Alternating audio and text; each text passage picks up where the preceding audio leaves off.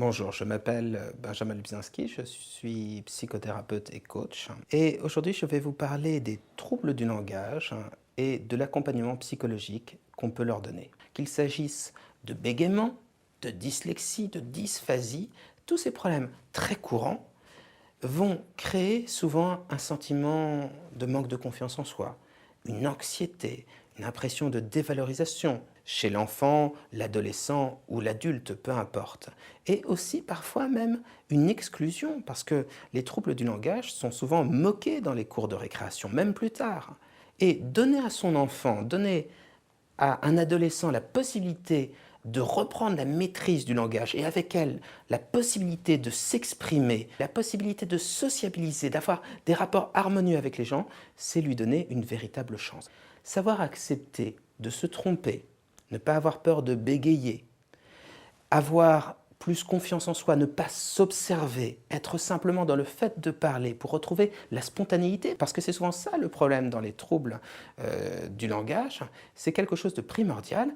Et ce qui est formidable, c'est que les orthophonistes, ils sont de plus en plus formés, mais qu'il peut être intéressant également, en parallèle, de suivre une thérapie pour mettre le maximum de chances de son côté. Maintenant, ce qui est très important, c'est de comprendre que les troubles du langage, leur interprétation a considérablement évolué au fur et à mesure des années. Au départ, on considérait que c'était surtout des problèmes physiologiques, c'est-à-dire une difficulté au niveau du cerveau, quelque chose qui n'était pas en quelque sorte bien construit. Et que pour pallier à ce genre de difficulté, il fallait absolument simplement donner une technique aux gens. On s'est rendu compte au fur et à mesure que le côté psychologique avait une extrême importance. La confiance en soi, notamment. Lorsque quelqu'un bégaye, elle se dit « Tiens, sur tel mot, je vais sûrement pas y arriver. Il faut que j'y arrive, il faut que j'y arrive, il faut que j'y arrive. » Et au moment où il y a ce mot, elle se met à bégayer. Eh bien, travailler sur la spontanéité, travailler sur la diminution des ruminations, travailler sur la confiance en soi, travailler sur le fait d'accepter d'échouer, parce que quand on accepte d'échouer, généralement on ne bégaye pas ou on n'a pas le problème de trouble du langage. Eh bien, tout cela permet de booster le travail des orthophonistes et de l'améliorer grandement. C'est pour ça que de plus en plus, les psys et les orthophonistes travaillent main dans la main.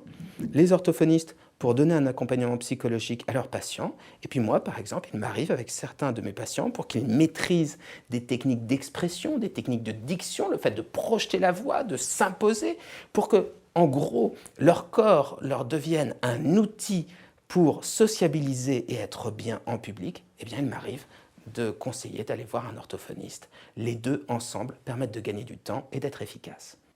Vous trouverez plus d'explications, plus de renseignements sur les troubles du langage, sur l'accompagnement psychologique spécifique qu'on peut leur donner sur le site psy-coach.fr. Vous y trouverez également les adresses de spécialistes. Et si vous souhaitez consulter, vous avez un numéro de téléphone, le 01 42 26 40 27.